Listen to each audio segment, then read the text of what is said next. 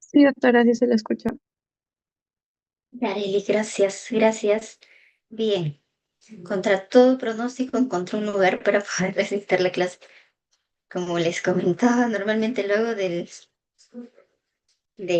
área de médicos que tenemos aquí en el hospital. Sin embargo, pues ahorita con el boom del mundial, pues está todo repleto y ya se están haciendo bulla, así que sí encontré un lugar más íntimo como para poderles dictar la clase. Tenemos casi 90 diapositivas o 90 diapositivas, chicos, más o menos, y necesito que presten atención. Esto es un regalo que le estoy haciendo a ustedes. Espero que acabemos en estos minutos que tenemos, pero les voy a decir, para cada diapositiva yo me puedo quedar hablando una hora, ¿sí? Pero vamos a dar solo los puntos clave, porque esto es un repaso que vamos a hacer y como que las perlitas de cada patología, ¿ya? Para que se les quede y por favor les pido una hora de su tiempo, ¿sí? Si pueden más, excelente, pero mínimo una hora. ¿Ya? Entonces, vamos a empezar.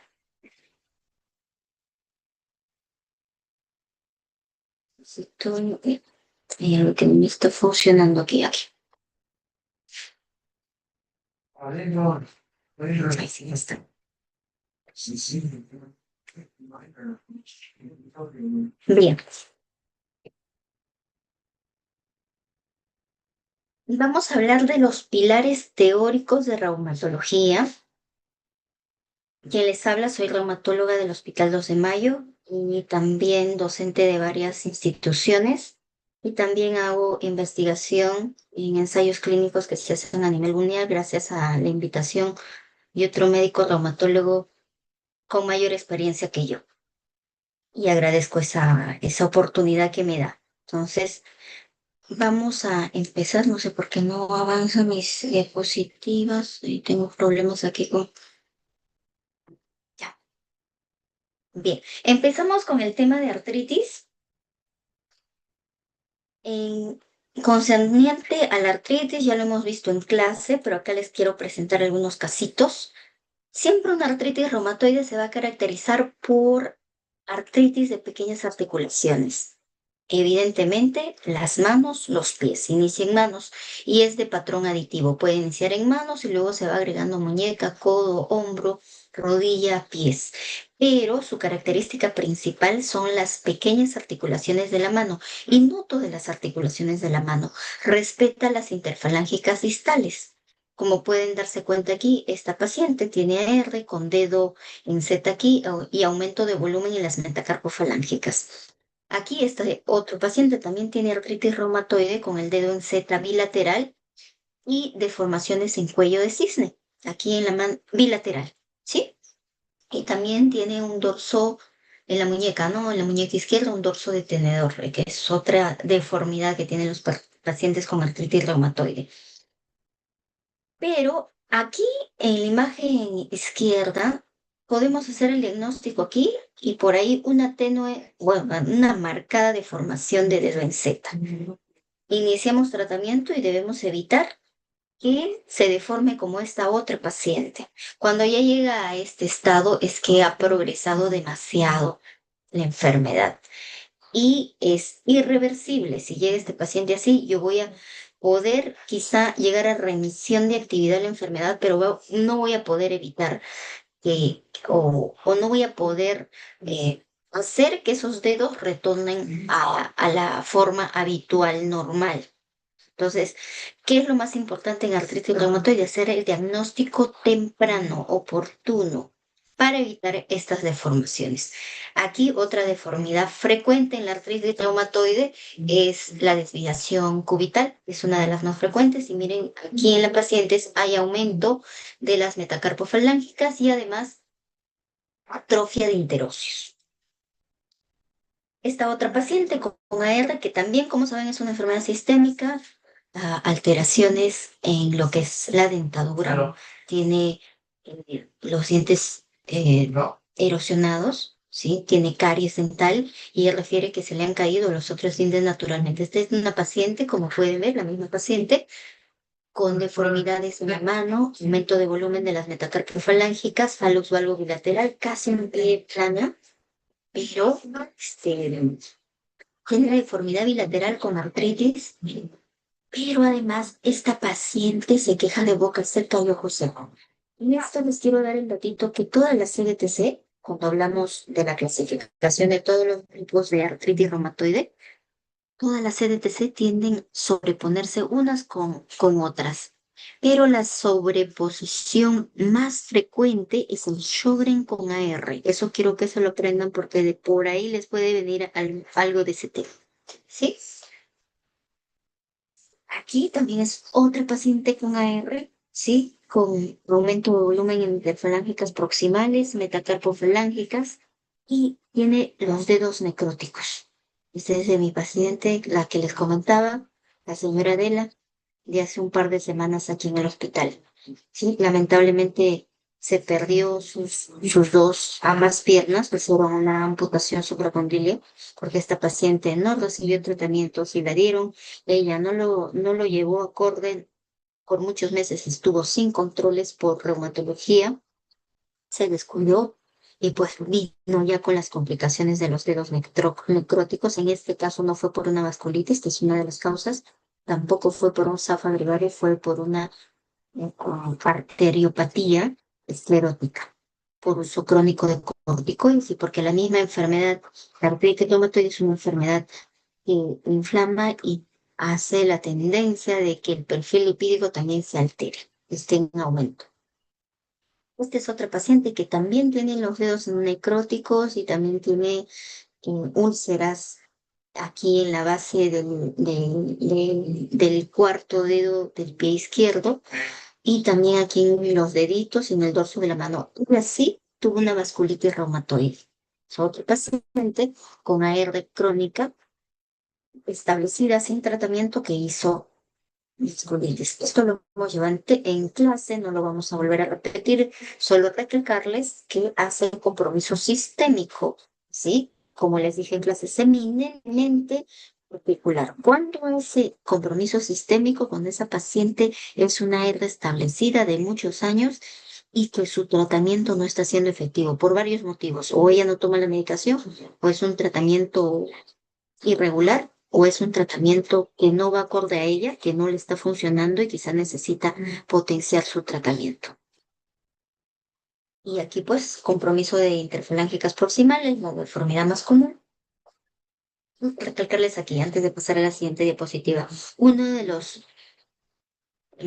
las técnicas de imágenes que nos ayuda a nosotros todos los reumatólogos, y que es una sonda siempre sirve para eso. ¿Sabes tú?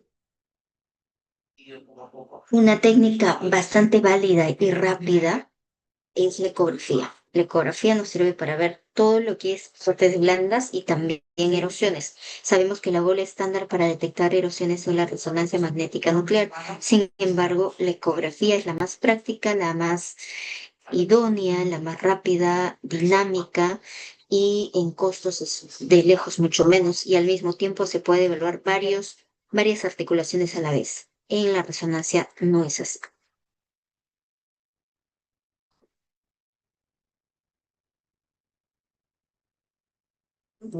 Esto lo hemos hablado también en clase, ¿sí? No vamos a insistir, vamos a avanzar para que podamos ver otros temas, ¿sí? Todos los biológicos que usamos, también esto lo hemos hablado en algún momento en el cursillo, y esto es importante dado que cuando el paciente va a recibir biológico en AR, le tenemos que hacer una preparación previa, tenemos que descartar toda patología infecciosa, porque si ese paciente tiene una infección oculta, el biológico puede reactivar esa infección y mandar a UCI a la paciente y fallecer por una sepsis. Entonces, ¿qué es lo que le preparamos o le indicamos al paciente para que prevengamos ello? Hemocultivo, en realidad pancultivos, hemograma mínimo para descartar que no tenga ninguna infección frecuente, la de las más frecuentes, y además prevenir con las vacunas. ¿Qué vacuna se sugiere? La de la influenza, la anual, Luego le pedimos que tenga todas sus dosis de hepatitis B y neumococo. ¿Sí? Y tiene que, obviamente le pedimos una radiografía de tórax para descartar una TB oculta, con cultivos, desfocalización por odontología, ginecología, urogastro, si es que tiene algún síntoma. Y la TB latente lo podemos detectar con un PPD positivo o, algo que es más exacto, el cuantificador para tuberculosis. Esto es FAMES en embarazo. No lo vimos en clase, pero es importante que lo sepan. Los fármacos modificadores de la enfermedad seguros en el embarazo es la sulfasalacina y la hidroxicloroquina. Si por ahí un paciente con artritis reumatoide se embaraza y está activa, podemos darle estas dos medicinas o cualquiera de ellas, dependiendo la severidad de su actividad. Pero hay algo importante que tengo que decirles. Si por un lado, en la mañana les comentaba a los chicos de práctica, por un lado, el lupus eritematoso sistémico, cuando una paciente con lupus se embaraza, existe la posibilidad de que el lupus se active. En la R es diferente. Generalmente, cuando una paciente con artritis se embaraza, la artritis reumatoide se inactiva. Es al revés, ¿sí? Predominantemente. Los diagnósticos diferenciales, que también lo vimos, ya recalcarles que la artrosis afecta interfalángicas distales, como lo pueden ver tanto la erosiva como la artrosis general, y también interfalángicas proximales. La artritis psoriásica, interfalángicas distales, y también artritis en línea, lo que llamamos dedo en salchicha. La hemocromatosis, la muñeca y las metacarpofalángicas se puede parecer a una R. Y la artritis reumatoide, como se pueden dar cuenta, muñeca, metacarpofalángicas e interfalángicas proximales, respeta las distales. Las grandes diferencias, a veces muchos se confunden, ¿no? Entre artrosis y artritis reumatoide, la artrosis inicia en cartílago, la artritis reumatoide en la membrana sinovial. Eso lo hemos visto, no lo... Y aquí nuestro Villacar, como muchos saben, enseña también en Villamedic, y esto es el resumen de todo, ¿sí?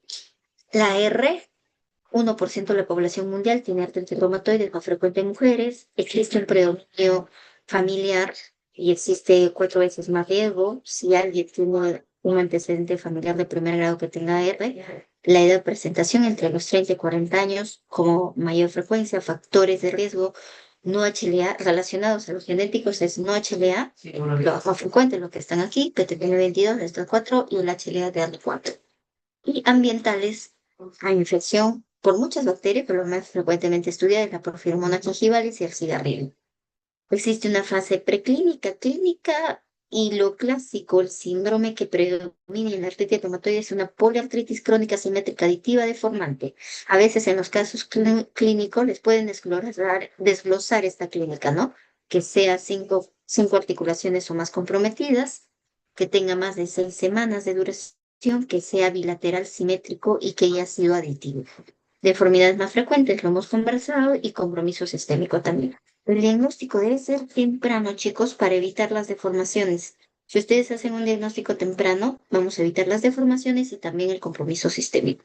Entonces, para el diagnóstico, según el ACR EULAR 2010, que son los últimos, aunque ya tienen un buen tiempo, compromiso articular, que tenga un anti-CCP o factor reumatoide positivo, tiempo más de 6 semanas, reactantes de fase aguda positivos. El tratamiento lo hemos conversado. Pasamos a vasculitis, chicos. Vasculitis es una enfermedad heterogénea. De heterogénea, ¿por qué? Porque la clínica es muy variable dependiendo de qué tipo de vasculitis tengamos. Aquí tengo unas fotitos de alguno de los pacientes. Ella es una vasculitis, una PAM con M. Tiene estas lesiones cutáneas que aquí se ven medias marrones porque ella casi está inactivo, pero era totalmente eritematoso. ¿Sí? Entonces es la manifestación cutánea de una vasculitis leucocitoclástica que obviamente fue corroborada con biopsia. En la misma paciente aquí, sí, estas lesiones cutáneas en miembros inferiores. Esta otra paciente, que es un paciente que tiene ojo rojo tenue, sin embargo, observándole, pues levanté el ojito y vimos que la esclera estaba muy adelgazada, lo que nosotros llamamos escleromalacia. ¿Sí? Las escleras está adelgazada. La escleromalacia también es una Un ejemplo de la presentación de la vasculitis de Wegener, la granulomatosis con poliangiitis, que es el nombre actual. Este es otro paciente con vasculitis de dedos necróticos, ¿sí? Esto fue un paciente con granulomatosis con poliangiitis. Fue una GPA o la de Wegener. Este es otro paciente, sí, con dedos necróticos, que también fue una vasculitis. Y aquí otra paciente con lesiones necróticas en piernas y esta paciente también tuvo livedos reticulares y aquí mira unas cicatrices, ustedes observan bien que hay unas cicatrices. Aquí también ella refiere que antes tenía unos nódulos que se hacían úlceras, heridas, se necrosaban, dejaba costra y luego dejaban cicatriz. ¿Sí? Pero ella acude porque no por estas úlceras, acude porque el pie derecho lo tenía caído, este pie ya no tiene fuerza, tiene una mononeuritis múltiple y el diagnóstico final que ubicamos en ella es una poliarteritis nodosa, ¿sí? Por los nódulos necróticos, ¿sí? Seguimos, este es otro paciente, si se dan cuenta, con vasculitis sistémica de pequeños vasos. Bien, entonces, como les manifestaba, es una enfermedad bastante heterogénea, depende qué tipo de de vaso comprometa. Lo más importante aquí, quiero que aprendan esto de aquí que está en fucsia, en verde y en azulito. Es la clínica de la vasculitis. Así como es heterogénea, pero también hay estrategias de cómo nosotros ubicar si este paciente tiene vasculitis de vaso pequeño, vasculitis de vaso mediano o vasculitis de vaso grande. Porque cuando llegue a la emergencia o a hospitalización o al consultorio externo, no les va a venir con el letrero, soy una vasculitis de vaso grande, mediano o pequeño. Va a venir con cualquiera de estas tres clínicas que ustedes la tienen que detectar examinando y averiguando, ¿sí? Entonces, tu paciente de vasculitis vaso grande va a tener claudicación. ¿Qué significa? Que tu paciente si tiene obstrucción, ejemplo, de la subclavia, una obstrucción por inflamación del vaso, como si este es un vaso grande, se inflaman las paredes del vaso y ya no hay la cantidad de circulación sanguínea disminuye y a veces es muy notoria. Y pasa el tiempo, esa pared del vaso que está inflamada, pues se debilita y puede hacer aneurismas. Entonces, ¿qué pasa en estos pacientes? A veces vienen en esta etapa aguda, en la cual está obstruido el vaso. Entonces, este paciente, si hace más actividad con los brazos, como por ejemplo peinarse o tender ropa, o hacer cualquier actividad que lleve las manos sobre el hombro, este paciente va a decir que se cansa, que ya no tiene fuerza, que se cansa, que se agota o que siente pesadez.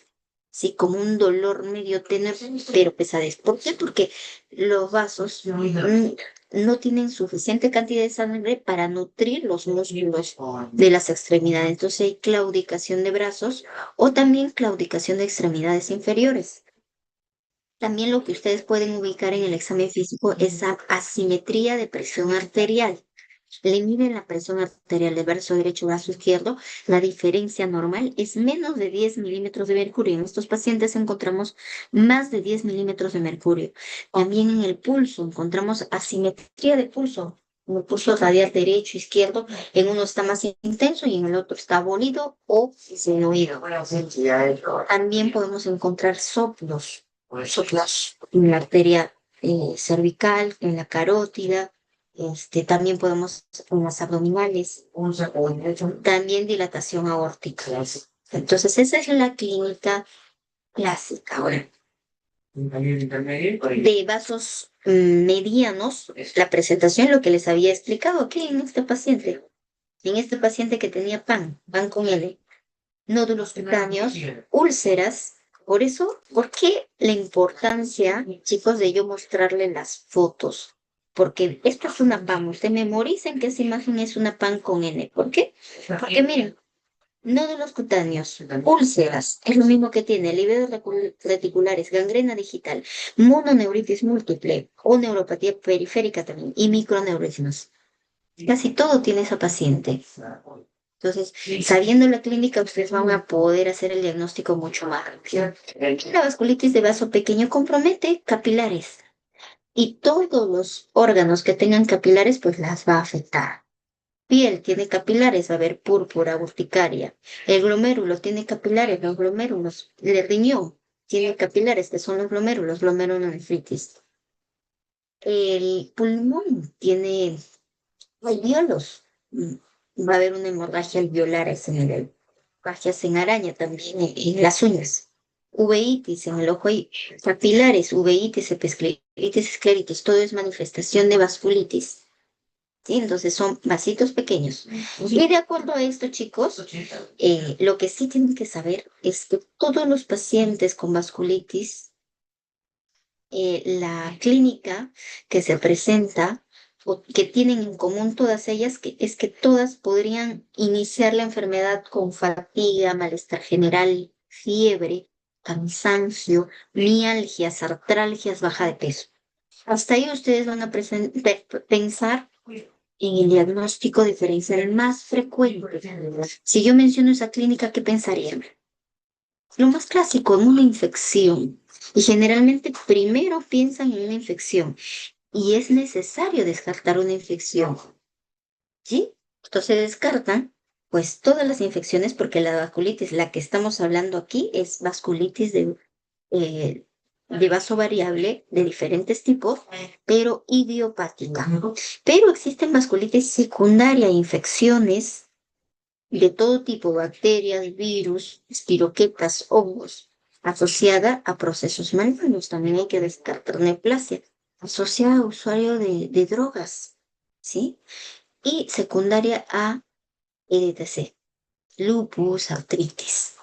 ¿Ya? Entonces, por ahí tenemos que descartar todo eso antes de llegar a una vasculitis idiopática. Ahora, aquí tenemos la vasculitis de vaso grande, vaso mediano, vaso pequeño. De las más frecuentes de vaso grande tenemos a la arteritis del celo gigantes, a la arteritis de Takayasu. Vaso mediano, la PAN con N, poliarteritis nodosa y enfermedad de Kawasaki.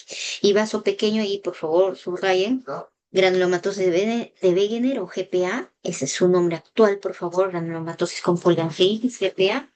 Esto es histórico.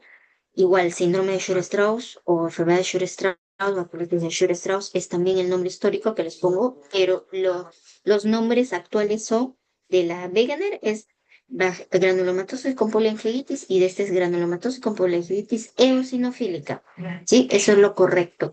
¿Y por qué, doctora, ha cambiado de nombre? Porque tanto Wegener como Shure-Strauss fueron médicos que investigaron en la Segunda Guerra Mundial con personas y llegó un momento en que los descendientes de esas personas hicieron una denuncia al Comité Ético de Europa, porque ¿por qué podrían tener nombre de personas que éticamente se han comportado mal con el ser humano, ¿no? Entonces, por eso es que se les vetó y se les ha quitado el nombre, pero queda como historia, chicos.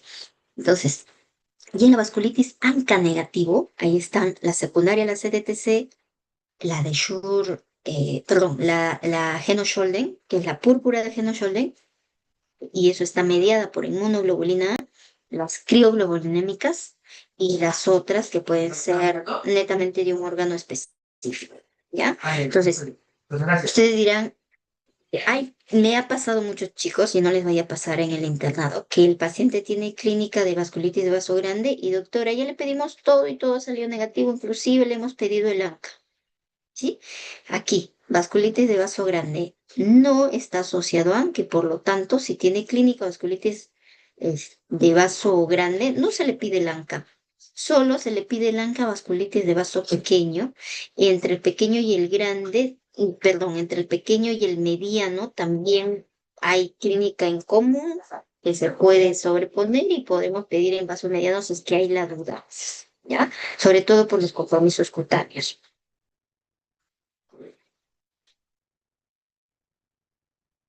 Las dos vasculitis de vaso grande, la arteritis de celo gigante de la temporal o enfermedad de Corton y la arteritis de Takayasu. Solo los puntos claves para estas dos tipos de vasculitis. Aquí, una imagen vale más que mil palabras, chicos. Memoricen esta imagen. Esta es la frente de una paciente. ¿Sí? Esta es la zona lateral, la zona temporal, y este es el vaso temporal. ¿Sí? Y su cabellito, ¿no? Es canoso. Entonces, ¿cómo es la clínica o en qué tipo de pacientes aparece la arteritis de células gigantes o la arteritis de la temporal o enfermedad de Cortum? Pacientes que tienen más de 50 años. ¿Y por qué clínica tienen? Cuando tienen obstrucción a nivel de la arteria del temporal y otras arterias intracraneales, tienen una cefalea intensa de reciente inicio, que tiene característica diferente a una cefalea que alguna vez han tenido. Porque a veces, doctora, me duele la cabeza muy intenso. ¿Alguna vez has tenido este mismo dolor de cabeza años atrás? Porque a veces hasta por estrés tensional les puede dar la dolor de cabeza. No, doctor, este es un dolor que no lo soporto, es diferente. Ya por ahí suma. Dolor, cuando tú presionas aquí en la arteria de la temporal, aquí lo notas hinchado, pero hay otros que no se ve hinchado. Lo tocas y es muy dolorosa. Y el pulso es disminuido porque obviamente el lumen de la arteria está disminuido. BCG mayor o igual a 50, ¿sí? Ese es como criterio de la CR. Y biopsia positivo. En la biopsia pues vamos a encontrar infiltrado mononuclear, células gigantes y granulomas. Esto es la vasculitis de vaso grande de células gigantes. Este tipo de vasculitis está muy asociado a otra enfermedad que se llama polimialgia reumática. Y la polimialgia reumática es una enfermedad que se caracteriza por dolor de cintura escapular y cintura pélvica. Por ahí, los chicos que han llevado práctica conmigo deben decirme, doctora, pero eso se parece a la polimiositis, dermatomiositis, porque ellos tienen debilidad muscular. Sí, debilidad más no dolor, debilidad muscular en cintura escapular y pélvica, les falta la fuerza, pero no hay dolor. Aquí hay dolor, no les falta la fuerza. Por el dolor pueden tener algo de limitación, pero si dudan, pues hacen el diagnóstico diferencial. Y esta es la biopsia de una arteria de la temporal que, como se dan cuenta, todas las capas están edematizadas, hinchadas, y miren el lugar. Ya no hay por dónde pasar la sangre. Y por lo tanto, el órgano al cual está irrigando va a sufrir.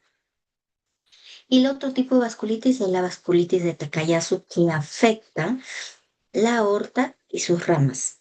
¿Sí? Hay varios tipos, no es necesario que se lo aprendan, pero sí. ¿Por qué es tan heterogénea? Porque a veces afecta, ¿sí? Las arterias carótidas, ¿sí? A veces afecta el callado de la aorta, a veces afecta todo el callado, más las carótidas y más la aorta torácica, y a veces solo la torácica y las renales, o solo las renales o todo en sí.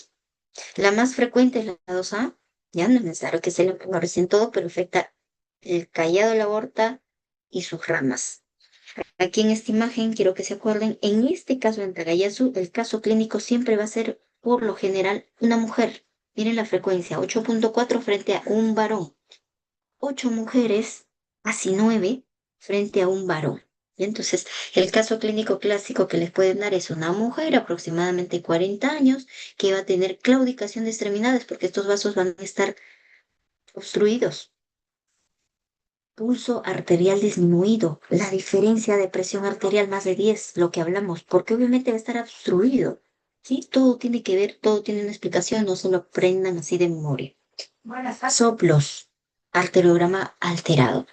Esto es un angio-resonancia de otra paciente que tuve y esta paciente me lo envía, menos mal que me lo envían, porque entró a diálisis, ¿sí? Aproximadamente de 40 años, de frente en diálisis, enfermedad renal crónica. Y cuando le hacemos los estudios, pues tenía pulso disminuido en miembros inferiores, abolito. Y mira, aquí si ustedes observan bien, hay circulación colateral y abundante. Y aquí la aorta torácica, atrás está en la aorta abdominal porque ya está terminando las costillas, está totalmente obstruido, se obstruyó producto de la enfermedad de Takayasu. ¿Ya? Entonces, paciente joven con enfermedad renal de pronto agudo o paciente joven, también vienen casos clínicos con ACV, jóvenes. con ACV, pero que tengan alteración de pulsos en extremidades superiores o inferiores o todo a la vez, hay que pensar en Takayasu. Esta imagen también les puse porque esto para que recuerden la polimialgia reumática, que se da en pacientes mayores de 50 años. Hay rigidez matutina, un tiempo de duración más de 45 minutos. Hay limitación de las caderas y de los hombros, en realidad, ¿por qué? Porque se llena de líquido. Nosotros le pedimos la ecografía, les hago la ecografía, de pronto encuentro tenosinovitis, derrame, bursitis, en hombro y en cadera podemos encontrar derrame. El tratamiento de esta enfermedad, que está asociada a la arteritis de células gigantes, es corticoides a baja dosis o dosis medianas. Casi nunca dosis altas. A diferencia del tratamiento de la arteritis de células gigantes, que sí necesita dosis altas. Esa es la diferencia.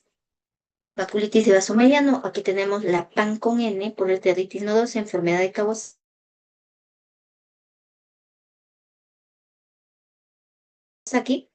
La PAN en todas las vasculitis es la presencia de mononeuritis múltiple, casi en todas, las dos terceras partes de los pacientes con vasculitis.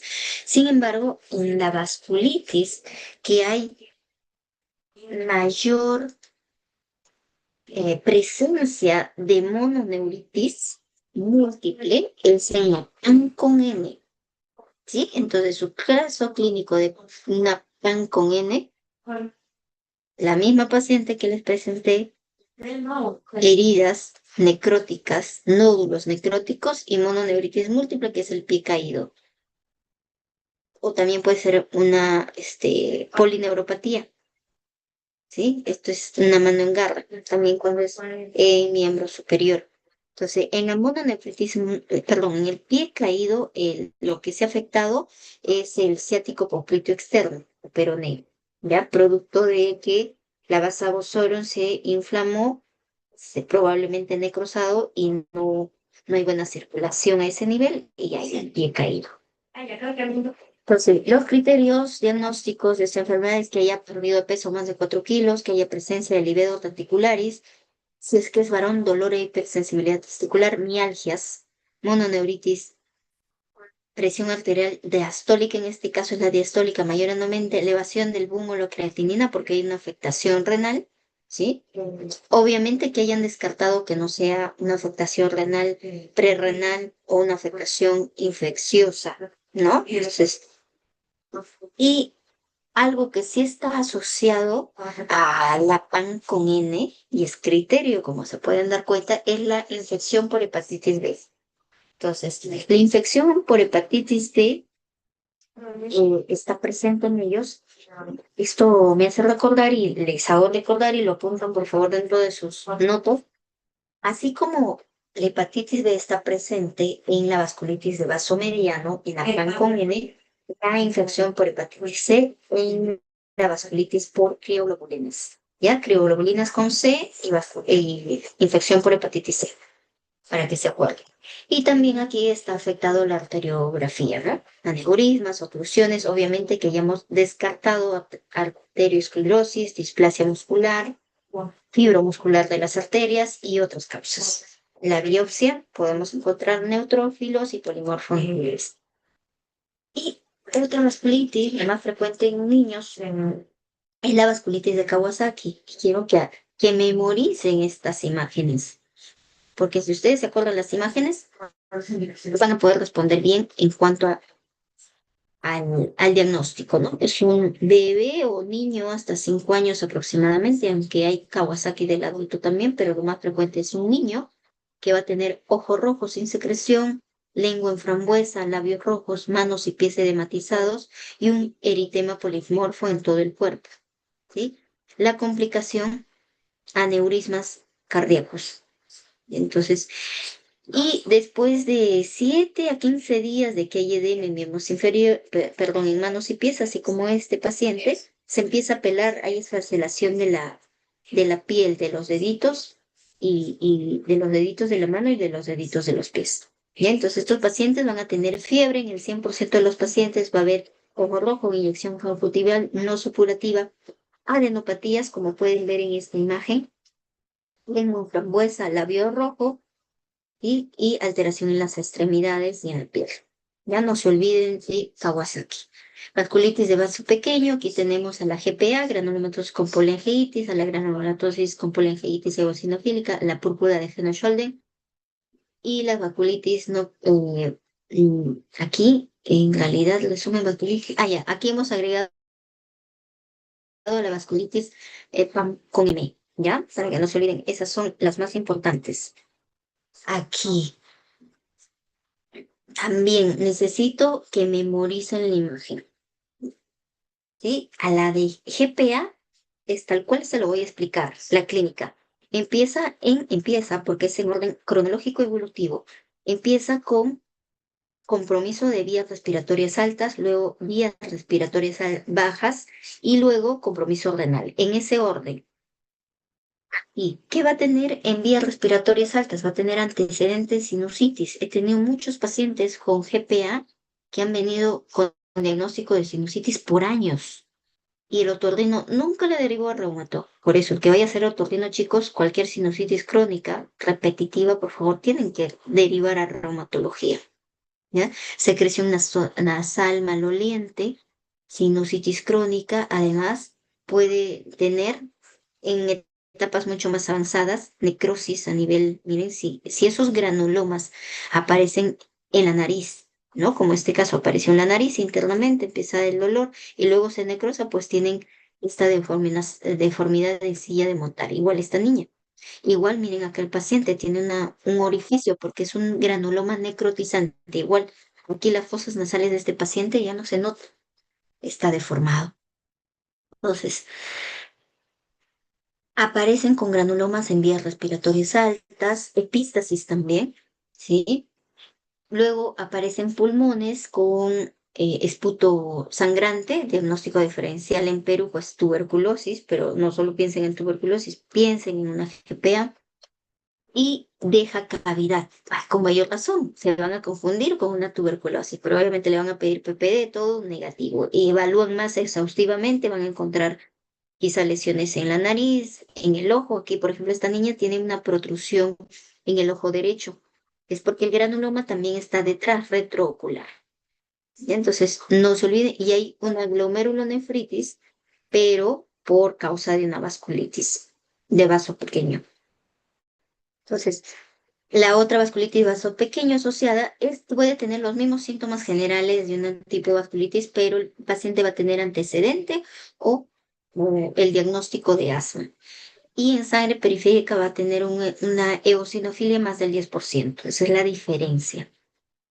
Y la otra vasculitis de vaso pequeño que se da generalmente en niños, la púrpura de Henoch, que se da en niños, pero también en adultos, pero lo más frecuente es en niños. No olviden esta imagen de este niño que se está agarrando la barriga porque el abdomen, porque le duele demasiado y está llorando. La rodilla hinchada y las lesiones cutáneas. Entonces, la triada de la púrpura de Henoch, dolor abdominal, artritis y púrpura no trombocitopénica. En el caso clínico les van a poner las plaquetas en valores normales. Entonces, miren la púrpura de un paciente real, siempre a miembros inferiores y el 100% de pacientes van a tener la púrpura palpable no trombocitopénica en el glúteo. Y esto se puede complicar con una necrosis en el intestino, por eso tienen dolor abdominal. Entonces, en este caso es este paciente, tratamiento, reposo, hidratación, supervisión de daño renal, abdominal. Si que tiene artralgias, pues le damos solo sintomáticos AINES analgésicos. Si es que ya igual hay que verificar la insuficiencia renal o hemorragia intestinal, ahí cuando ya compromete órganos vitales, podemos nosotros usar corticoides, si no, no, solo sintomáticos. Inclusive podemos usar inmunosupresores y también plasmaféresis.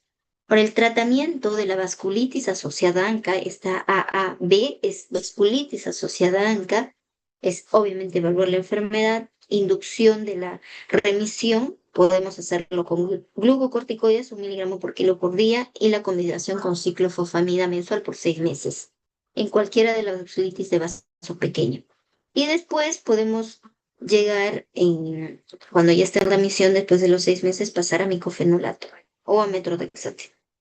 En el caso de la vasculitis de Wegener regional, porque a veces solo compromete las vías respiratorias altas, inicialmente damos methotrexate. Aquí también tenemos otra opción de primera línea, rituximab más glucocorticoides, sobre todo cuando hay daño de órgano vital. Y si es que ese daño es muy intenso en cuanto a lo renal, podemos hacer inclusive plasmaféresis. El paciente puede llegar a remisión y hacemos mantenimiento con metotrexate, azatioprina. Bajamos los corticoides progresivamente hasta que un momento llega y ya no debe usar corticoides. ¿Sí? En algún momento se puede seguir cambiando ya sea de asa a metotrexate o viceversa. Entonces, este es un cuadro que resume todas las vasculitis. La PAN con N, que es vaso mediano, Sjögren-Wegener, que es la vasculitis asociada a ANCA, la arteritis de la temporal, vaso grande, la Kayasu, vaso grande, y no se olviden las imágenes, mire. Temporal, una persona con canitas agarrándose la cabeza porque tiene dolor de cabeza. Y la de Feno con una inmunoglobulina A y atacamientos inferiores, las púrpuras. Y la de Kawasaki que da en niño, mira con su lengüita. Ahí le pintan de rojito para que no se olvide. Entonces aquí está todo lo que hemos conversado. En la que no he puesto imágenes en la PAM con M, que también está asociada a ANCA P, ANCA C. La complicación más frecuente es la hemorragia alveolar difusa, pero la hemorragia alveolar difusa es un síndrome que se presenta en todas las vasculitis de vaso pequeño, inclusive en la CDTC. Puede presentarse en el lupus y también en la artritis reumatoide, hemorragia alveolar. Esa clínica, ese síndrome lo comparten. Y generalmente hay una glomerulonefritis rápidamente progresiva. Es demasiado rápida, es muy aparatosa. En pocos días ya puede entrar en diálisis y no hay granulomas cuando le hacen la biopsia. Aquí avanzamos. Lupus, chicos, creo que el lunes tienen su clase de lupus. El lupus también es una enfermedad muy heterogénea, puede haber lupus leve, lupus moderado, lupus severo. Hay pacientes que siempre son leves, hay pacientes que siempre son severos y hay pacientes que de los severos se convirtieron en leve o viceversa. Entonces, ¿por qué se llama lupus eritematoso sistémico?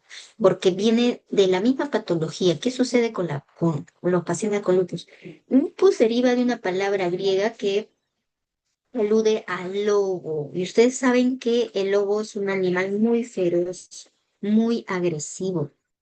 ¿Sí? Entonces, esta enfermedad así lo es, muy feroz, muy agresivo, inclusive en muchos de los casos, desde las etapas iniciales de la enfermedad. ¿Ya? Entonces, mm, lupus, ¿se acuerdan del lobo? Muy feroz, muy intenso, eritematoso, porque va a tener compromiso cutáneo caracterizado por rojeces, eritema malar o rash malar, igual eritema en todo el cuerpo y sistémico porque compromete de todos los órganos desde etapas iniciales.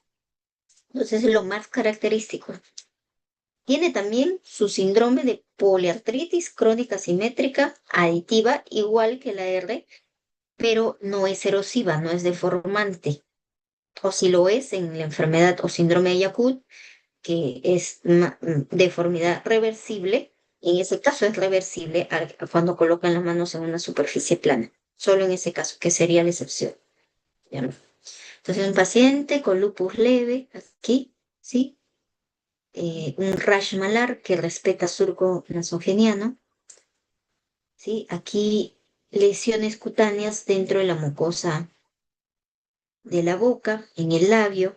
Este es un paciente que estaba en UCI, una con dedos necróticos, que no necesariamente es una vasculitis primaria, sino fue un lupus. Mira, la misma paciente con su rash malar, en este caso, no respeta surco nasogeniano, pero según la teoría, debería respetar surco nasogeniano, pero entre la teoría y la práctica, chicos, la teoría para el examen, pero en la vida real a veces no siempre sucede lo mismo, pero para cuestiones de exámenes tienen que respetar lo que es la teoría. Entonces aquí los deditos necróticos, y ese es un tipo de paciente, ¿ya? Ahora, hace poco hemos tenido una paciente, que nos fue lamentablemente, y el lupus, así como hay compromiso cutáneo, compromiso de cabello, compromiso cardíaco, compromiso de fusión pleural, pericárdica, todo ello ataca todos los órganos, ¿sí? También atacó el compromiso hematológico, en este caso de esta paciente, un compromiso severo de la médula. ¿Sí? Es una paciente bastante joven, si no me equivoco, 20 añitos, sí, 20 años. Esto es una médula ósea normal, pero esto es una médula ósea hipocelular. Y la médula ósea de nuestra paciente era esta, lleno de grasa. Células, no había células. Miren este recuento celular de ese paciente. Ustedes saben que lo normal, entre 5.000 a 10.000 leucocitos. Mire cuánto tenía esta paciente. 93. Era una médula ósea totalmente aplásica. Y cero, cero segmentado, cero bastonado, cero linfocitos. No tenía defensas. Y plaquetas, 22.000 plaquetas, cuando lo normal es mínimo 150.000. ¿Sí? Era una paciente con anemia plástica, tenía un ANO positivo, un URNP positivo, era autoinmune, hicimos todo por ella, ¿sí? Le hicimos plasmaféresis, le dimos inmunoglobulinas para ayudarla, pero lamentablemente tuvo una infección justo antes de darle rituximab. ¿Sí? Entonces, tuvo una infección, estábamos como por el quinto día, nos faltaba terminar para poder darle después rituximab y darle todo lo que estaba a nuestro alcance. Pero lamentablemente no aguantó y pues tuvo un desenlace fatal.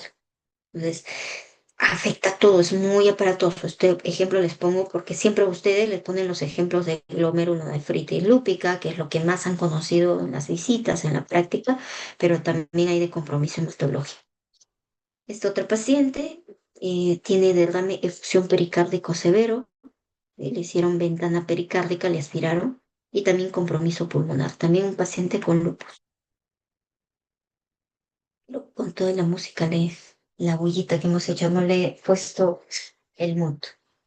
Bien, entonces lupus no vamos a entrar a detalles porque el lunes tiene su clase. También hay criterios antiguos, criterios actuales, con numeración. Sí, pero lo más importante que quiero que recuerda, de entrada tiene que tener un ANA positivo.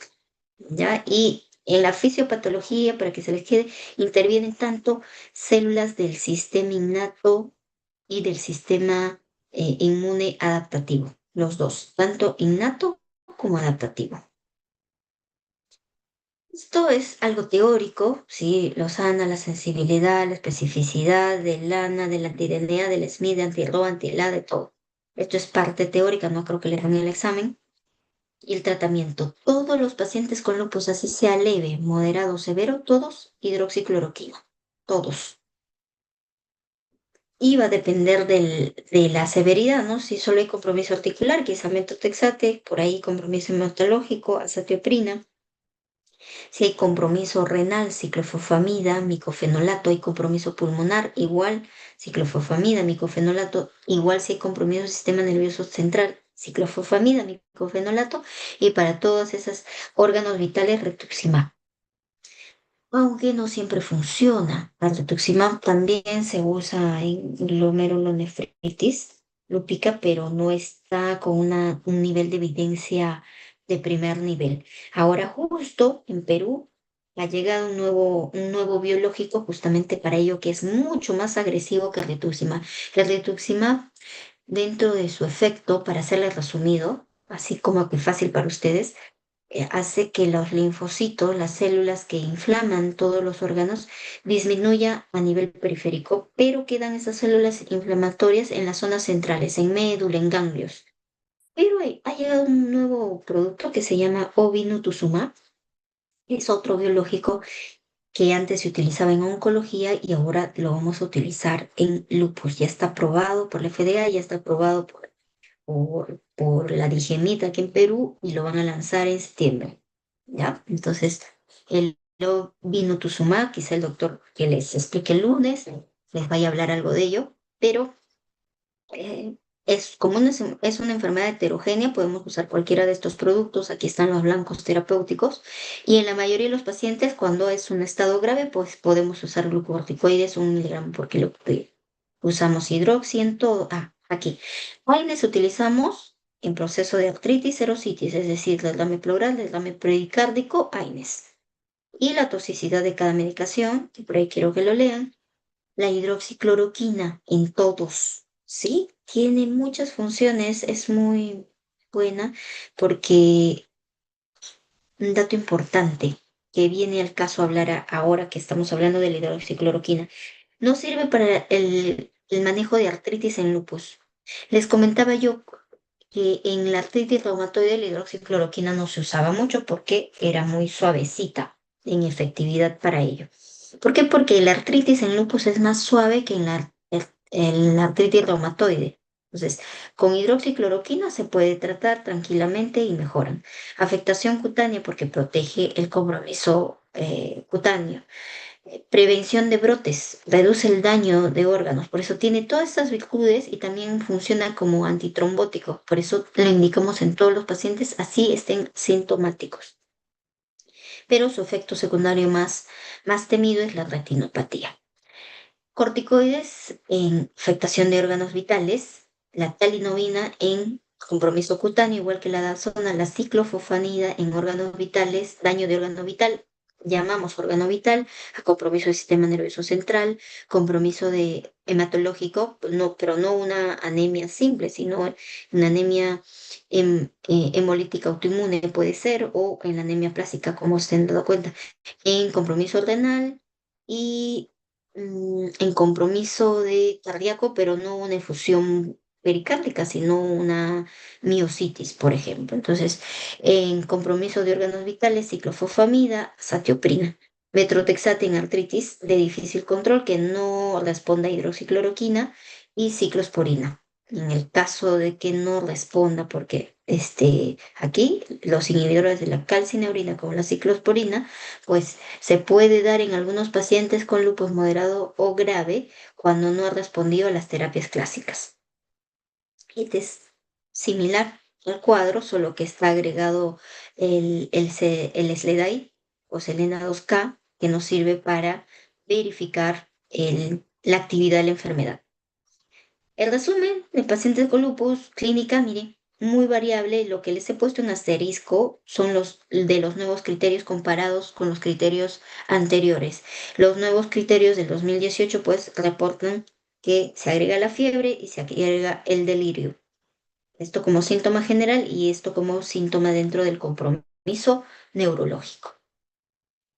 Bien, aquí solo voy a hacer un recordatorio. Ustedes saben que los anticuerpos más específicos para lupus es el anti-Smith, el anti-DNADS y eh, estos anticuerpos también hay que tenerlos en cuenta. Recuérdelo, el anticuerpo generalmente el anti-Ro, pero podría ser el anti-Ro, el anti-La o el URNP. Son anticuerpos bastante pequeños que pueden atravesar la barrera placentaria en pacientes que están gestando. Entonces, pueden pasar estos anticuerpos al bebé y de manera pasiva dar lupus neonatal. El lupus neonatal se caracteriza por compromiso cutáneo, ¿sí? Así como el mamá le afecta la piel, igual puede ser un lupus leve, pero un lupus cutáneo agudo, subagudo y crónico que a veces inclusive deja cicatriz. Ahí no hemos hablado, no hemos ahondado mucho del compromiso cutáneo, pero hay cuestiones graves también cutáneas, ahí que no remiten fácilmente. Últimamente con el doctor Alfaro, que van a hacer la clase el día lunes, pues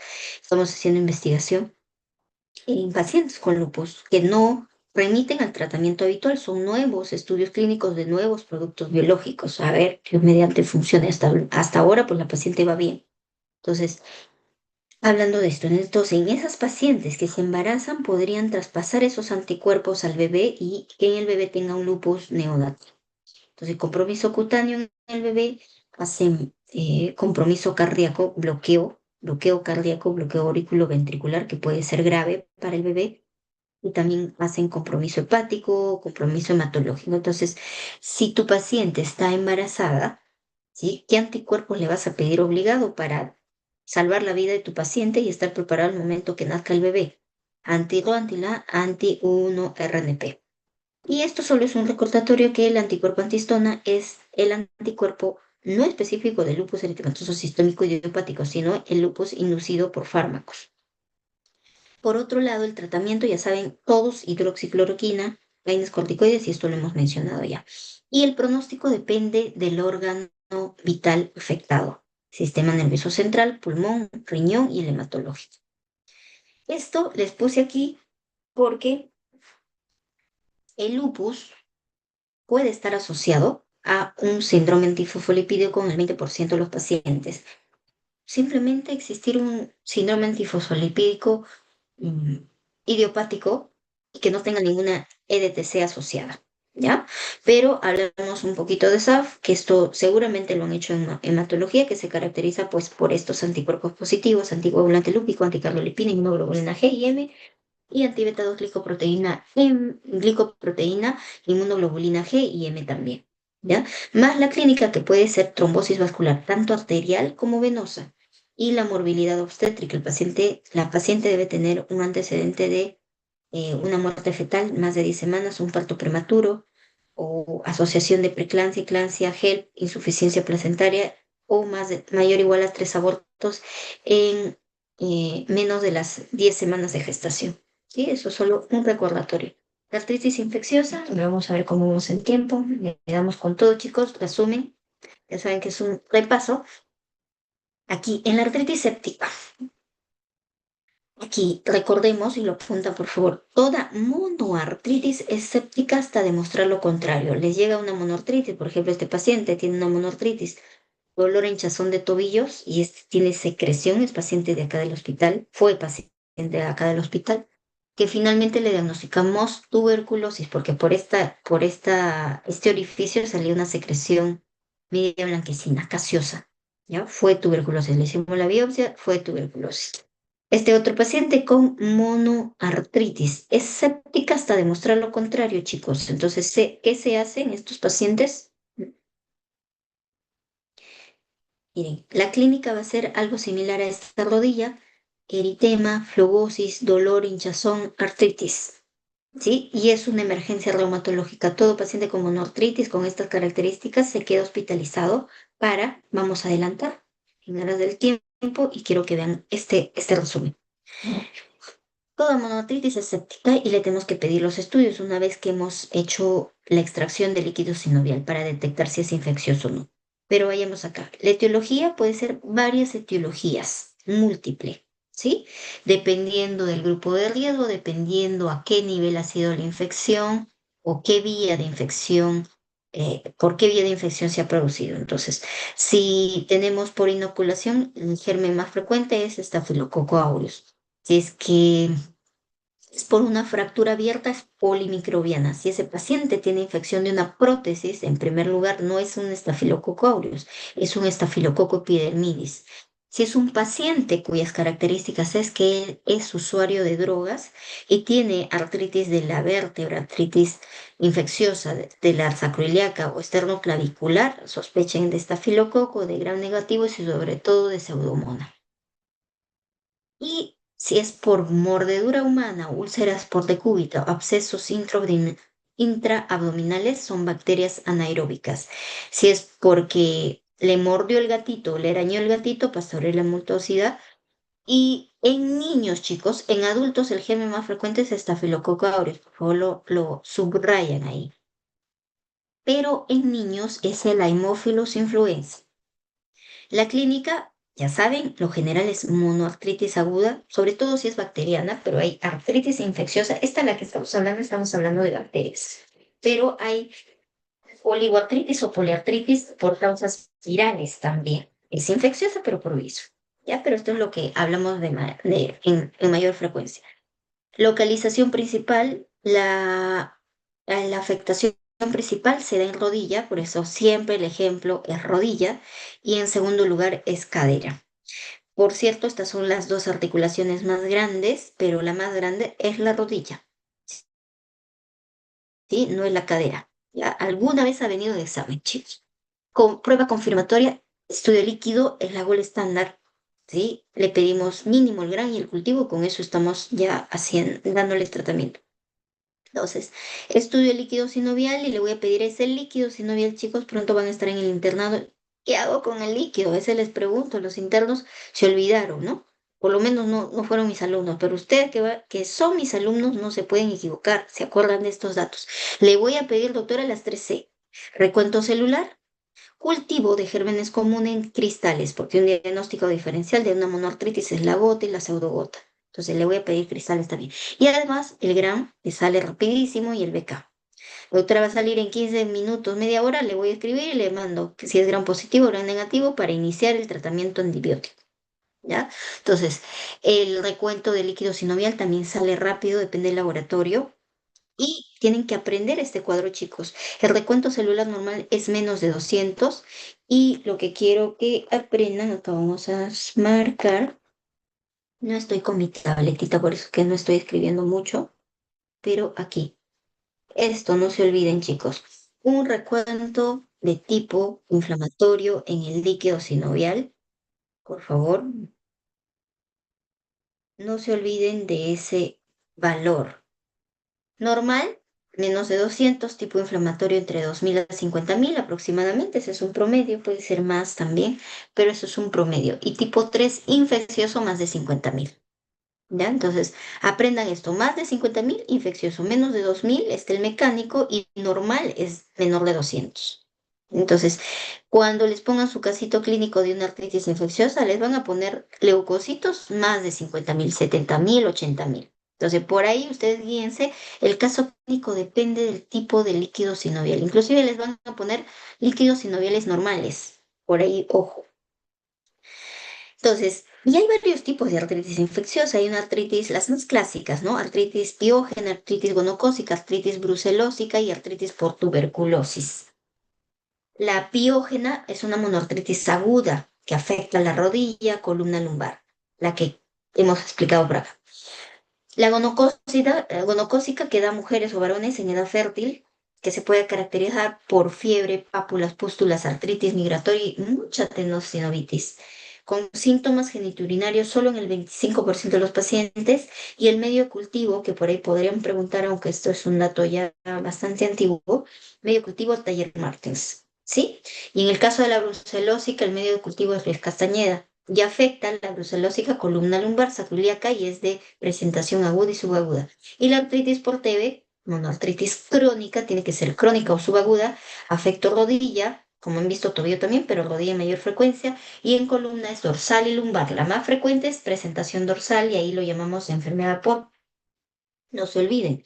Y el cultivo de líquido sinovial lo enviamos al medio de cultivo Lowenstein-Jensen, que es positivo en hasta el 90% de los casos. Y biopsia sinovial. Que te salga negativo tampoco lo descarta. La biopsia sinovial por ahí nos va a ayudar porque existe granulomas. Entonces, ¿qué hacemos con los pacientes con monoartritis? Lo hospitalizamos, drenaje articular porque le tengo que hacer el estudio, doctora, le tengo que hacer las 3C, el BK y el GRAO, 5 cositas. Antibiótico sistémico depende del GRAM, del origen infeccioso, de la edad del paciente y grupo de riesgo, dependiendo de todo esto, ¿sí? Sospechando. Y drenaje quirúrgico sí o sí entra a sala de operaciones. Por ahí el que vaya a ser traumatólogo, por favor, no me niegue para entrar a sala.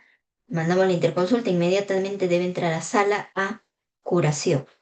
Ya la cadera, sobre todo en pacientes que tienen evolución desfavorable, complicaciones, abscesos o presencia de tabiques que no permiten el ingreso de los antibióticos y es difícil curarlos, y que el cultivo después del quinto día al séptimo día siga saliendo persistentemente positivo. Entonces, tiene que entrar a sala. Bien, artropatía por microcristales. Aquí solo les presento las imágenes para que no se olvide un paciente con gota. Esto es un paciente con gota, atofasia crónica. Es increíble, pero este paciente, mire, se dejó avanzar la enfermedad, ¿sí? Estos son tofos, tú lo coges, no le duele, pero el paciente me dice, doctora, vengo porque me duele, uno, que me duele mucho y quiero me han dicho que venga reumato, pero yo quiero que me hagan mi cirugía para desaparecer todos estos tumores. Bien, no se puede hacer cirugía, como ustedes saben, ¿no? Su tratamiento de fondo. ¿Ya? Entonces, el mismo, doctora, mire, me sale este líquido blanquecino medio y lleno de, si esto lo llevamos al microscopio, pues lleno de cristales de urato monosódico o ácido úrico que tiene forma de agujitas. Birrefringencia negativo, chicos, en forma agujas negativo, alud de negativo, rayita, ¿no es cierto? Para que se acuerden, birrefringencia negativo. Esta es la radiografía del mismo paciente, miren cómo se ve el tofo. Y el diagnóstico diferencial de una gota, pues es la pseudogota. En la pseudogota, a diferencia de la gota se presenta en varones jóvenes. La pseudogota en adultos mayores, pacientes metabólicos, y van a encontrar en la radiografía imagen radiopaca, ¿sí? Entonces, estos son el depósito de pirofosfato dicálcico. Entonces, la diferencia es el grupo etario de presentación y también la forma de presentación. Aquí, paciente, este es reciente, me parece, sí, este es reciente de hace 2 meses, creo, el paciente. Miren, sus tofitos, tienen que revisar hasta las orejas, chicos. A veces los pacientes me dicen, doctora, pero mi oreja no me lo toque. Tengo que revisar detrás de las orejas, detrás. Mira, aquí hay un tofito y aquí hay otro tofo. Esto es oreja derecha, oreja izquierda. Un tofito chiquitito. No siempre son tan gigantes. Esto es otro tofo. Sí, y hace poco con un grupo de ustedes hemos visto un tojo en un dedo que ya había sido extraído, era un tofito chiquitito. Y este es otro paciente con podagra. La artritis ha sido en el primer dedo. Entonces, el resumen, nos vamos al resumen, chicos. ¿Usted tiene el resumen? Sí, nos vamos al resumen.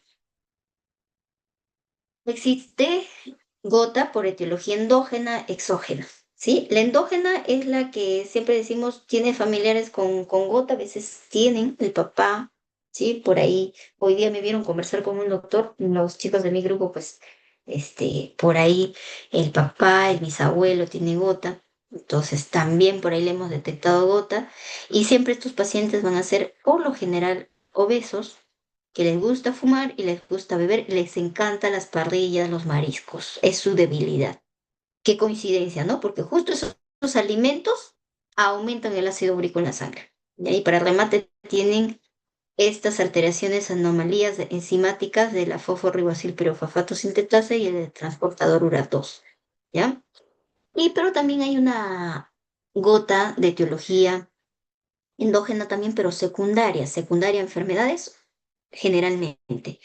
Endocrinopatías metabólicas, muerte celular que puede ser por cáncer o quimioterapia, o también, por ejemplo, en la psoriasis hay mucha muerte celular, lisis tumoral, enfermedad renal y fármacos. Entonces acá hay un aumento de la producción, o hay aumento de producción por muerte celular o disminución de la excreción por enfermedad renal crónica. Aquí, por favor, apunten. Una de las enfermedades renal crónica es eh, la enfermedad poliquística renal. Eso. Entonces, en ese caso de compromiso renal hay una disminución de la excreción del urato monosódico, es decir, el ácido úrico, y es la causa más frecuente. Y de causas exógenas puedes no tener antecedente familiar, pero que tu dieta sea rica en purinas, mucho parrilla, pues muchos mariscos, pues puede tener gota. Factores de riesgo no modificables, la edad, que sea varón, genético y que tenga enfermedad renal crónica. Modificables, la hiperuricemia, el alcohol, la dieta, los fármacos, la obesidad y la hipertensión. Clínica, ya saben, aumento del volumen del primer dedo, y sí es, y con el primer grupo me parece, el segundo grupo vimos un paciente en emergencia y tenía las características clínicas de la gota, como aparece en el primer dedo del pie o en el tobillo, en la rodilla, siempre en miembros inferiores, pero generalmente en el primer dedo del pie, que lo llamamos podagra. Un dolor exquisito, muy intenso, 10 de 10, que no toleran ni siquiera que le roce un algodón. Tienen alodinia. Entonces, pero ese dolor, pasado los 10 a 14 días, cede y está sintomático por meses o años, como el paciente que acabo de hablar en la mañana, que después de 11 años se volvió a activar, pero esta vez ya inició tratamiento real, porque hace tiempo no, solo AINES. Entonces, podagra de presentación inicial, oligoartritis en miembros inferiores, luego se puede hacer poliartritis, tanto de miembros inferiores como de miembros superiores, la presencia de tofos, y tiene estas fases, ¿no? Primero hiperuricemia sintomática, luego la fase aguda, artritis gotosa aguda, la gota intercrítica, que es la gota asintomática, en la parte en la que el paciente no refiere molestias por meses o por años y luego la gota tofacia. La clínica es lo que les acabo de explicar. Dolor muy intenso dentro de las 24 horas, pero resolución dentro de 14 días. Pero como es tan intenso, ellos piden ayuda inmediatamente, ¿ya? Para calmarles el dolor. Ahora, lo que hemos dicho, ¿no? Criterio suficiente para el diagnóstico de gota, encontrar en líquido sinovial o en un tofo el ácido úrico. Afectación articular o de alguna bursa, eritema en articulación, dolor en articulación, incapacidad funcional, dolor máximo dentro de las 24 horas, resolución a los 14 días, resolución completa entre episodios, por eso es intercrítica, tofosurisemia y si es que hay duda le pedimos ecografía y el signo del doble contorno está ahí. Aquí está el signo del doble contorno que lo puedo hallar haciendo la ecografía. A veces hay pacientes que es difícil hacerle el diagnóstico. Entonces, a ver, vamos a ver. Y en casos mucho más graves, en una radiografía, pues vamos a encontrar ya lesiones mucho más extensas. Hay erosiones. El tratamiento con colchicina, fármacos reductores del urato monosódico, inhibidores de las antinoxidas, ahí está el alopurinol, febuxostat, sobre todo usamos febuxostat en la gota tofacia, que nos disminuye bastante bien. Incremento otras que tienen vía o mecanismo de acuerdo al incremento del agravamiento renal, es el probenecid, la bromarona y la sulfinpirazona. Y el último que todavía no hay en Perú, estos dos últimos, en realidad convertidores de ácido úrico a la antoína, es la pegloticasa. Chicos, perdón. La artrosis es una enfermedad ya degenerativa. Esta es de las más frecuentes que existen. Esto, chicos, un mensajito por acá, un segundito.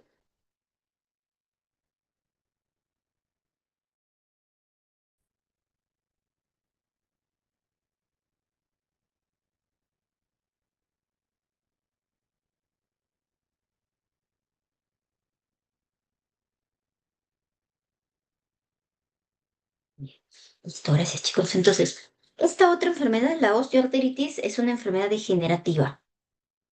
¿Sí? Como este paciente, miren, tiene su genovaro, artrosis a nivel medial, pinzamiento. No vamos a hablar de esto, pero sus características clínicas.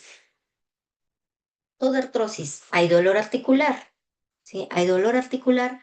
La edad de presentación clásica es más de 50 años, aunque ahora eso ha bajado, más de 40 años, pero como criterio según el ACR, pues es más de 50 años, pero tengo pacientes con 40 años con artrosis, rigidez matinal, menos de 30 minutos, crepitación, crecimiento óseo, dolor a la palpación y no calor local, porque esta es una enfermedad inflamatoria que dice osteoartritis. Hay inflamación, pero hay una inflamación local en la articulación, más no es sistémica. Entonces, aquí nódulos de Bouchard, nódulos de Heberden, ¿sí? En orden alfabético, Heberden es con H, perdón, Heberden es con H, Bouchard es con B grande, ¿sí? Entonces, B labial. Entonces, las proximales son nódulos de Bouchard y las distales son nódulos de Heberden. Y existen factores de riesgo para la artrosis, ¿sí? Mala alineación, genuvalgo, genuvaro, también da artrosis. ¿Ya? Esta es la clasificación de Kellgren y Lawrence, que siempre les pido que lean, por favor. El grado 1, grado 2, grado 3 y grado 4. Grado 1 hay, que vamos a colocar un check, hay disminución de espacio articular, pero dudoso aquí en la zona medial. En el grado 2 hay disminución de espacio articular y osteofitos incipientes. En el grado 3 hay disminución de espacio articular, hay osteofitos muy notorios y esclerosis subcondral. Tres características. Y en el grado 4 hay todas las características que mencionamos ahí. Es lo que es la disminución del espacio articular, los osteofitos, la esclerosis subcondral y la deformidad. Si ustedes observan bien, esta es una rodilla dependiendo, no se nota dónde está el peroné, ¿no? Pero imagino que esté acá, sería una rodilla en barro. Tratamiento, existen muchas, ¿no? Farmacológicas, intraarticulares y cirugía, ¿ya? Lo hemos visto en la práctica. Y la etiología multifactorial, existe un gran componente genético, sobre todo en la artrosis de mano, ¿sí? Y de cadera, ¿ya? Mano es más frecuente en mujeres, también hay en hombres, y cadera es más frecuente en varones. Pero la artrosis que se presenta en mayor frecuencia es la artrosis de rodilla, por la mala alineación, que es uno de los factores de riesgo, por los golpes que sufre la rodilla, antecedentes de golpes, traumas, infecciones. Por eso, una artritis infecciosa para nosotros es una emergencia porque tenemos que evitar que se dañe la articulación porque a futuro va a tener la artrosis ese paciente joven. Obesidad, que sea mujer, síndrome metabólico, sí, que sea adulto mayor, rigidez articular, dolor, carga articular, daño articular previo, un golpe, un trauma, severidad de la enfermedad. Entonces, clínica, artralgia, rigidez menos de 30 minutos y crepitación. El diagnóstico es eminentemente clínico, yo no necesito ninguna imagen, ¿ya? Pero por ahí, si quiero ver la gravedad, crecimiento óseo, osteofitos, degeneración de cartílago, pinzamiento articular, el osteofito incipiente lo puedo ver y la degeneración de cartílago por ecografía, inclusive en etapas previas a la manifestación en una radiografía. Y en la radiografía si se nota es mucho más avanzada. Deformidades, no se olviden la de Buchar y la de Heberden. Tratamiento, educación, esto es la que tiene mayor validez o en realidad fuerza de medicina basada en evidencia bastante fuerte. Educación, ejercicios, uso de utensilios ortopédicos, rodillera en el caso de la artrosis de rodilla o inclusive uso de listones. En el farmacológico, paracetamol, AINES, opiáceos y SADOS, que son los sintomáticos de la artrosis, corticoides y ácido hialurónico. El nivel de evidencia, lo no farmacológico, pero ninguno de estos es como que nivel de evidencia fuerte. Por ahí usamos un tiempo paracetamol, un tiempo AINES, pero esto no se utiliza toda la vida porque ya saben los efectos secundarios. Lo que más usamos son los ISADOAS y por ahí a veces es necesario en tanto en cadera como en rodilla el ácido hialurónico que no está aceptado en todas las guías, más en las europeas porque el ácido hialurónico de los mejores son europeos y el ACR más bien como que no lo acepta, ¿no? Porque el ACR es americano. Cirugía, en caso grado 4 de rodilla, cadera, pues ya hay que hacer prótesis. Osteoporosis es una enfermedad silente, asintomática.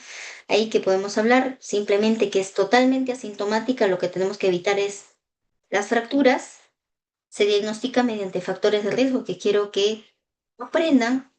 Es más en mujeres, adultos mayores, raza blanca, asiática, antecedente familiar, antecedente fractura, sedentarismo, tabaco, alcohol, trasplante de órgano, menopausia precoz o historias de menopausia prolongada, fractura familiar de primer grado, bajo peso, para ahí chicas no es bueno ser muy delgaditas, drogas y diabetes, sobre todo la diabetes tipo 1, pero ambas, tipo 2 también.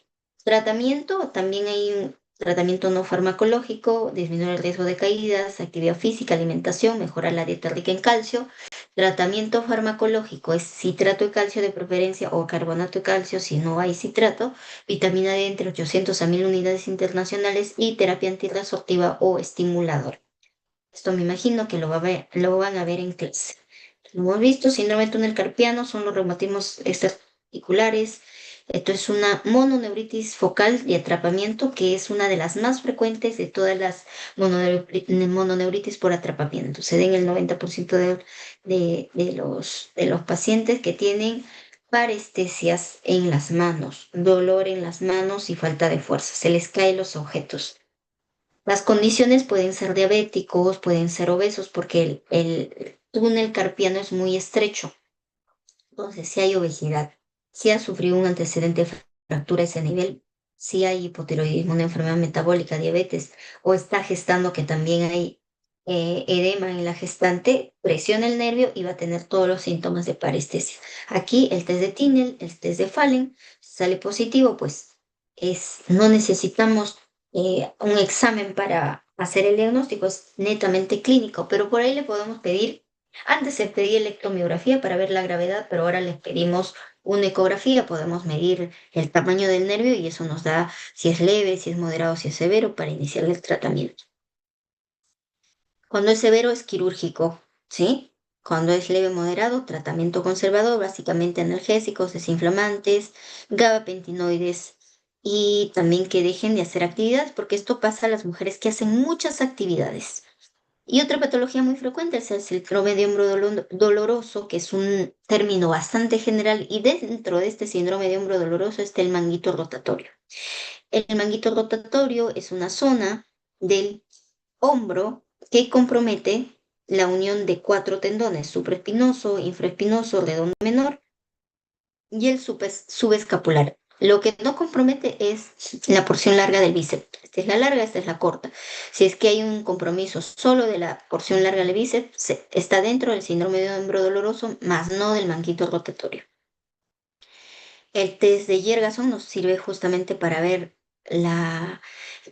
clínicamente, ¿no? La inflamación de la porción larga del bíceps, y el test de Joe es para el supraespinoso. Y hay muchos test, hay más de 50 test para ver el diagnóstico de qué tendón está afectado en el hombro. Tratamiento AINES, corticoides, fisioterapia. Corticoides solo en el caso que amerite infiltración, no corticoides sistémicos. El diagnóstico es clínico, la radiografía para ver otras causas, la ecografía nos ayuda a detectar qué tendón está afectado y la resonancia solo si es que no explicamos la patología por una ecografía. Esto, no se olviden chicos, qué zona inerva el nervio mediano, yo creo que lo vienen haciendo desde anatomía. ¿Ve? La ecografía sirve para detectar si el tendón supraespinoso está roto, pues ahí vemos que está roto, bien, casi en el lado bursal, ¿sí? Este es intrasustancia, y acá hay una bursa, ya de este mismo paciente. El Sjögren, no se olvide, forma parte de la CDTC, está asociado bastante a la artritis reumatoide y se caracteriza por ojo seco, hoja seca. Miren aquí, el pulso salival de esta paciente está disminuida, la lengua está totalmente seca. El diagnóstico nos ayuda bastante en la clínica. Miren esta boca, esta piel totalmente seca. Pueden hacer aumento de volumen de las parótidas porque están inflamadas las glándulas salivales mayores y las menores también, inclusive las lágrimas. Entonces, test de Sherman positivo cuando no marca más de 5. Se le hace estudios por oftalmología para descartar la queratoconjuntivitis seca con la tinción ocular con un puntaje mayor a 3 y la biopsia de glándula salival menor. La fibromialgia es un diagnóstico de descarte, chicos, dolor generalizado, eso es su característica, sueño no reparador, ¿sí? Sueño no reparador y compromisos, otros trastornos cognitivos, cefalea, dolor en hipogastrio, depresión. También hay un compromiso ahí por el dolor crónico, un componente depresivo. ¿Tiene solución? Sí, pero el tratamiento es multimodal. Es un diagnóstico de descarte que no se hace en el primer día de la consulta. Polimiositis, dermatomiositis, chicos, de nuestro paciente, no se olviden del rash en electropo, del eritema en V, de las pápulas de Gottron que aparecen en el dorso de metacarpofalángicas, interfalángicas proximales, el rash en chal y el rash en electropo, que nuevamente lo he puesto ahí. Listo. Criterios diagnósticos: debilidad muscular proximal, elevación de enzimas musculares, TJ, TGP, aldolasa CPK, DHL, la más em, específica, la CPK total, alteraciones electromiográficas y biopsia. La polimiositis no tiene clínica cutánea, pero la dermatomiositis sí. Bien, se puede hacer biopsias, ahí vemos las diferencias, inclusive inmunológicas. Uno es a predominio de CD8, otra es a predominio de CD4. Los tipos de síndromes asociados a miopatías: el síndrome antisintetasa, que no se olviden que hay compromiso pulmonar, EPIT, el síndrome CRP, que es gran afectación muscular y además cardíaca, y el síndrome MI2, que es la dermatomiositis.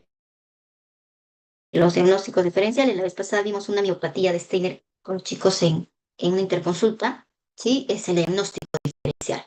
Ya esto lo repasan. Las espondiloartropatías seronegativas, no se olviden que en este grupo está la artritis psoriásica, la reactiva, anquilosante y la asociada enfermedad de Crohn, colitis ulcerativa, en la cual no tienen factor reumatoide positivo ni ANA positivo. Y miren las consecuencias. Inicialmente se puede inflamar parte de la vértebra y luego hacer la vértebra en bambú, ¿sí? Se ha producido la unión de las vértebras y eso es como cielos dulcitos. Chicos, un ratito, un segundito. Aló, aló, estoy en clase, en clase, en clase. Ya, listo. Ahora acabamos, chicos. Como les digo, por cada diapositiva hablaríamos un montón. Si les queda un tema con mucha duda, me puedo dar un espacio de una horita, chicos, para explicarles, pero vayan estudiando que solo les falta una semana.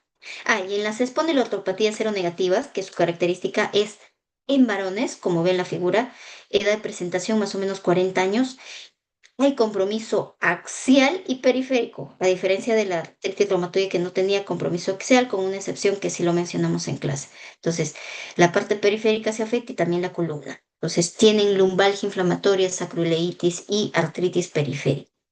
Para la artritis periférica se usa FAMES. De los FAMES, sulfasalacina en primer lugar, no metrotexatina ni leflunomida, sulfa, y si no resulta, biológicos. Y para la Texal, AINES por 2 meses, y en 2 meses a dosis tope no ha mejorado ni con fisioterapia ni con ejercicio, biológicos. Si hay entesitis, AINES y biológicos. Si hay dactilitis, AINES y biológicos. Hoy día hemos visto dactilitis en un niño de 9 años en pediatría. Él tiene un AIJ, muy probable. Ya le hemos pedido sus exámenes. Entonces, tratamiento en ellos, ya lo hemos mencionado, sulfasalacina para la parte periférica y la parte axial, biológicos. El biológico que más se usa por su efectividad son los anti-TNF. También pueden ir los anti-interleuquina 17 como el secukinumab. En la psoriasis también lo mismo, va mejor metrotexate, chicos, no sulfa, porque mejora articulación y mejora piel. Leflusulfa, ciclosporina en otro nivel, podemos usar, y también anti-TNFs. Esclerosis sistémica, chicos, forma parte de la CTC. Su característica es porque se esclerosa la piel. Hay esclerosis cutánea, esto es bastante tenue, de una de mis pacientes, úlceras digitales, y lo que tienen ellos es bastante fenómeno Raynaud. El fenómeno Raynaud ya sabe que se presenta en todos los pacientes con el ETC, pero ella es fenómeno Raynaud. Y los anticuerpos más específicos, el anticentrómero, antitoxiumerasa 1. Entonces, tienen todas las características de la CDTC, pero lo que le caracteriza a ellos es la esclerodactilia, esclerosis de piel. Y hay compromiso pulmonar en el caso de la difusa, porque hay dos tipos, la limitada y la difusa. Esto lo hemos hecho, chicos, en clase el primer día, así que esto lo dejamos ahí. ¿Ya, chicos? Entonces, les agradezco que hayan escuchado. Si es que hasta ahí hay alguna pregunta, por favor, antes que demos por terminado la clase. Bienvenido la pregunta. Listo. Listo, chicos. Finalmente se unieron todos. Bien. Chicos, si han estado en clase, están solo las pepitas, solo la clínica. No se olviden las imágenes. Vuelvan a repasar para que se les quede las imágenes.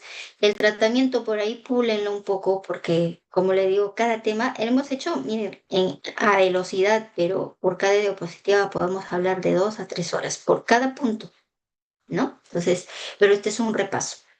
Chicos, gracias por estar presentes, por estar escuchando, y esto les va a servir para la vida y para el examen. Sí, cuídense mucho. Cualquier duda que tengan, tienen mi teléfono.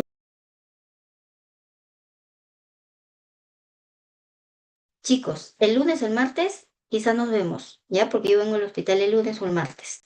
Y chicos, ese día pueden hacer todas sus preguntas.